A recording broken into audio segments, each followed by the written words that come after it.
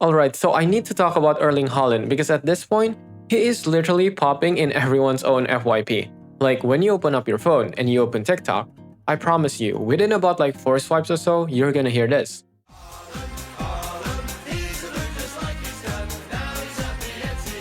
And now it's probably stuck in your head, so you're welcome. But here's the thing that's been bugging me. It's not that people like Haaland, because the thing is, loads of footballers are also likable. It's just that he's actually different. People are in love with him, like weirdly love him. So grown adults are actually making edits of him, just being an actual Norwegian Viking. So I went down a bit of a rabbit hole on why everyone does love Haaland. And honestly, some of the reasons are kind of just pure genius. And one of them is a psychology trick that I don't even think he's doing on purpose. So let me yab about it just for a few minutes. Okay, so first of all, the guy is crazy good. He racked up 7 goals at this World Cup, which is the best start any debut player had since like 1974.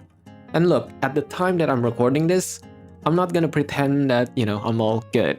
I'm actually sad that, Norway just got knocked out. They went toe-to-toe with England and lost 2-1 in the quarterfinal. And it took extra time and 2 goals from Jude Bellingham to finally put them away. Haaland even had a goal chalked off. So yeah, the run is over and he's heading home. But, if you're a Norway fan or a Haaland fan, honestly, I don't think you should feel disappointed at all because this team came out of nowhere and went further than almost anyone had dreamed of. And Haaland carried them all the way onto the biggest stage on the planet. That's not a sad ending, that's a run people are gonna be talking about like for years. But even so, you think that would destroy the hype, right? It actually did the complete opposite. Everyone still loves him. His name is all over your feed, and that right there is the actual mystery that I want to crack. Because we've had insane goal scorers so far. People do respect them, but they almost never had this exact treatment that our current generation is giving to Erling Haaland. So, why is that? Okay, so let me explain. Most footballers, right, when they do blow up, what happens? They turn into this polished, shiny corporate version of a human. They do the whole I came from nothing and now I have everything speech. And then they vanish into some private jet lifestyle that you will never relate to. And slowly, some of them do develop an ego complex. But Haaland, on the other hand, he didn't do that at all. He's out here posting the ugliest Snapchat filters that you will ever see. Awkward interviews where he kinda just stares.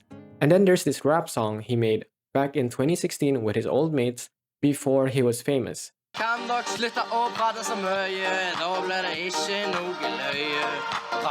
And it is now so gloriously bad good. So when you see that clip, it feels like the old YouTube, right? It's like you're Ryan Higa, PewDiePie, and a ton of other creators. Back when people actually made stuff because it was fun. It wasn't really about the clout, about the views or anything like that. And okay, so here's where it gets interesting. Because there's actually a name for the thing you feel when you watch him. Psychologist calls it a parasocial relationship. It's basically that friendship you feel with someone on the screen who has no idea you exist. So 2 guys named Horton and Wohl came up with that term way back in 1956. So this is ancient news to scientists. And every study since pretty much says the same thing. You bond way harder with someone when they feel a bit messy and real instead of perfect. And that's basically Haaland. He just feels like a friend. And people are voting with their thumbs on this because during this whole World Cup, his Instagram went from around 41 million followers to over 59 million in like 3 weeks. That's a 44% jump, which means he has now more followers than Manchester City itself, the actual club he plays for. And it's not even just us, there's real data on this whole generation. One survey found 72% of Gen Z trust random small creators more than big celebrities. 85% of people around 18 to 24 said they'd rather watch scrappy, low-effort videos than glossy corporate ones. And only like 20-30% of young people think celebrity posts are even honest. So basically, being a bit cringe is actually a superpower now, and Haaland has maxed it out. Now, second thing, and this one's a bit sneaky, look at who he hangs out with. He's basically become one of the lads on the internet. He linked up with the Sidemen, did a whole thing with KSI, arm around him, cheesing at the camera. And that matters way more than it sounds because those are the exact goofy YouTubers a lot of us grew up watching after school.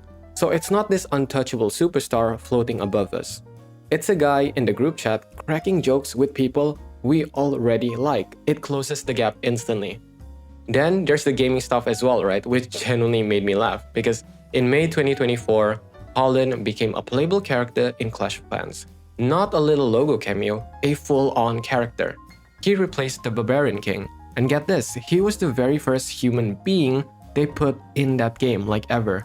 Because he actually plays it, like properly. Building his village, defending it, the whole thing. That campaign got over 150 million views and the BBC, the New York Times, and ESPN all covered it. Because a footballer being a Clash of Clans nerd is just so funny. We grew up playing Clash of Clans, and for some of you, you guys are still dedicated players of the game. Okay, so this next one is my favorite, and it's where the psychology gets really juicy. He loves the memes about himself, like he actually loves them. Most stars would get all annoyed and petty about being turned into a joke. Haaland does the opposite. He actually encourages it and goes into the comments of random people's memes and joins in.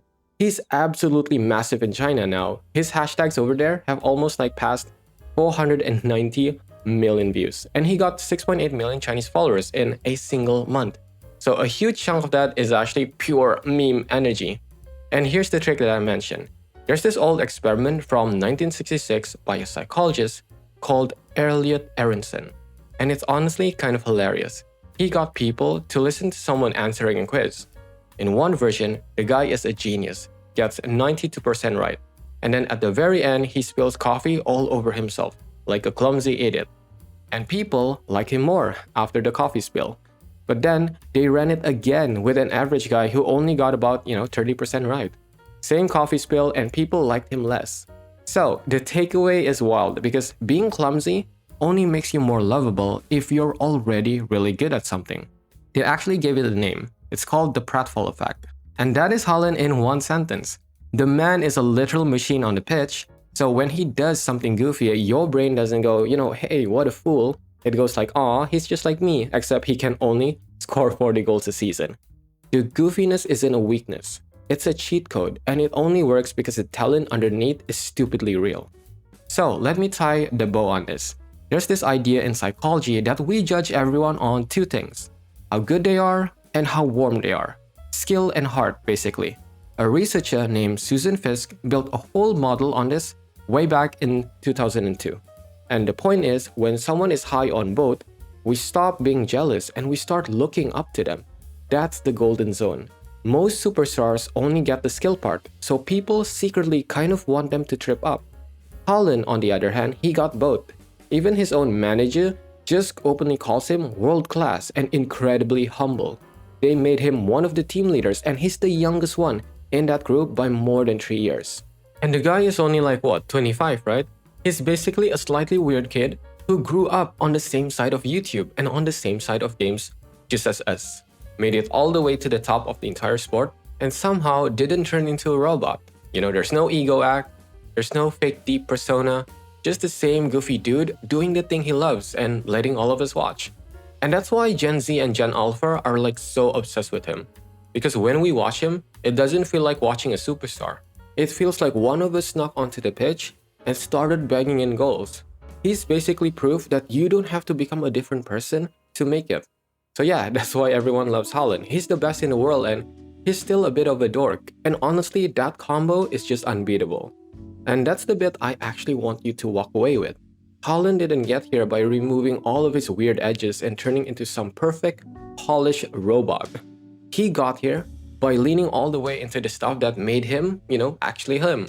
Like the ugly filters, the terrible good rap song, the Clash of Clans addiction. People didn't fall for a clean-up version of him. They fell for the real one. So maybe, just maybe, you were never supposed to fix yourself either. Maybe you just gotta stop hiding the parts that you thought that were too much. So, that's the video. If you enjoy hearing me yap, you can subscribe if you'd like. And I'll catch you in the next one. And just remember, you're not broken, you're just built different.